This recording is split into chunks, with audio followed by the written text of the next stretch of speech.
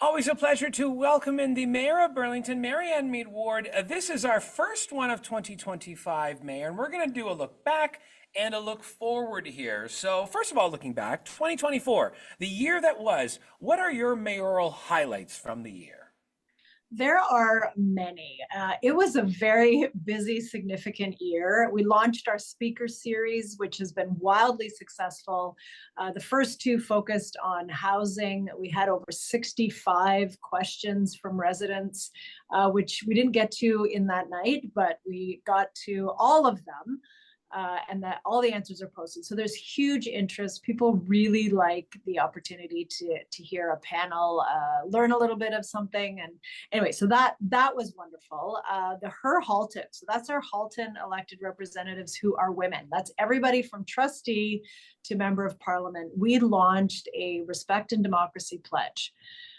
To say, look, we're going to commit ourselves to respectful debate and dialogue. Let's focus on policy, not personalities, and we're going to sign it. We're going to commit ourselves to this, but we're also going to ask everybody else to commit themselves to this. It was picked up nationally by the Canadian feminist parliamentarians, so we're going to do a little bit more on that this year because, of course, we have two elections coming up, and we want everyone to commit themselves to respectful democracy, which is in the respect piece is in short supply. Democracy is still here, thankfully.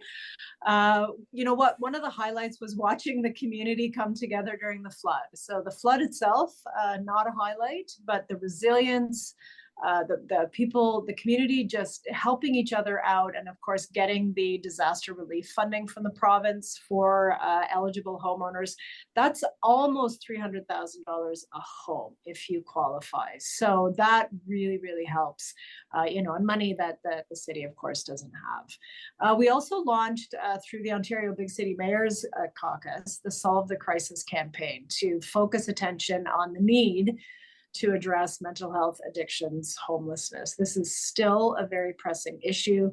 City of Burlington, as well as Halton Region, endorsed the campaign, as did hundreds of municipalities across the province. So it's the pressing issue of our time, and these issues are connected. So we're happy to have done our part to raise awareness about that. And there's so much more. I mean, those are just some of the highlights. We also reduced development charges. I think that's really important. So when people say, what did the municipality do to help housing? We've done a lot of things, but we looked at our DC bylaw and we took off the books projects that require upper level government, that have no approvals, no studies. They're nowhere except on paper. And we said we don't need to put that in this bylaw, which you have to review every 5 years. So we took them out, and our DCs went down 15%. So we do encourage other municipalities to, have a closer look at what's in the bylaw. Does it need to be there or not? So just some of the things I'm very proud of.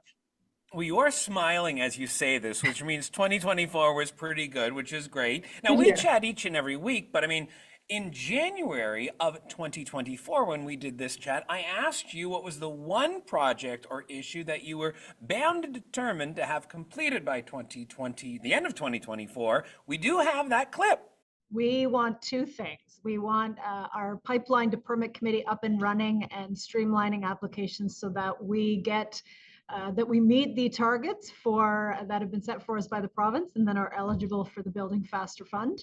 And we've also got a big application into the Housing Accelerator Fund for $43 million. Okay, so pipeline to permit and 43 million Housing Accelerator Fund. How did those play out? Well, we got both. So pipeline to permit is up and running. We are a model now for other communities. Every single month, among other things, we get a dashboard update. How many units are in the pipeline? How quickly are we getting permits out the door? What are our numbers versus what Canada Mortgage and Housing Corporation think our numbers are? We've had them into the pipeline to permit. We worked with the development industry to advance surety bonds as a way of providing credit that doesn't tie up cash for developers. We led the way on that even before provincial legislation. So this committee is proving to be everything I thought it would.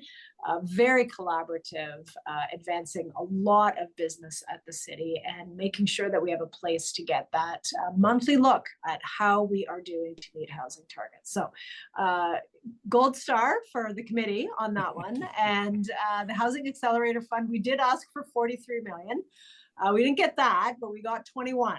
So we are grateful for that. It was heavily oversubscribed nationally, as you would expect. So we're really happy to get the 21 million. We're using it to streamline process, to make sure that there's digital access, which again gets you your permit faster. We're using it to provide incentives for accessory dwelling units or residential units, ARUs. So we used to, in my time as a councillor, get about one ARU, maybe two a year. We already have close to 50. For 2024. So it's working, everything is working. And this is a way to get gentle density, some affordable rental. In some places you can qualify for regional incentives as well if you're prepared to offer it at an affordable price.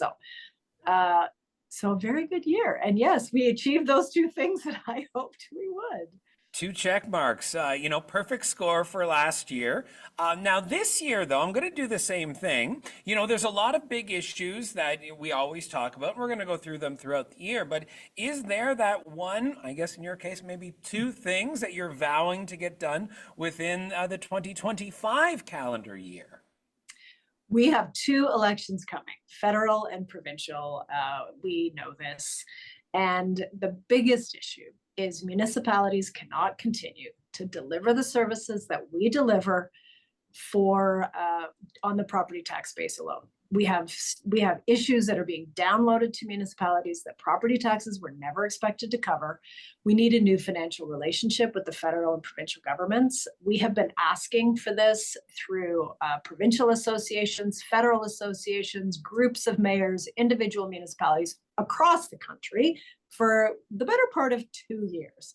So I'm not giving up, and 2025, it's the year. We're going to get a new deal for all municipalities in the country. We're going to make it an election issue for sure for the provincial and federal candidates here in Burlington that will be running.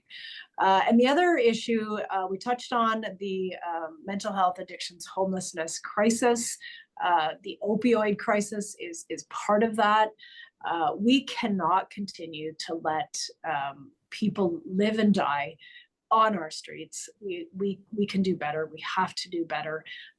And we will do better. So we're going to continue to advocate through, again, all of those same channels, federal, provincial associations, nonprofit organization groups of mayors, municipalities, to say municipalities cannot do this alone.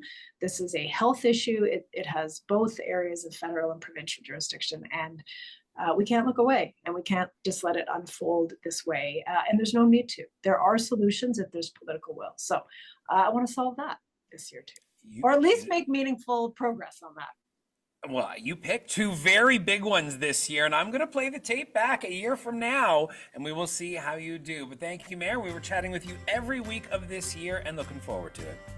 Thanks, Jason.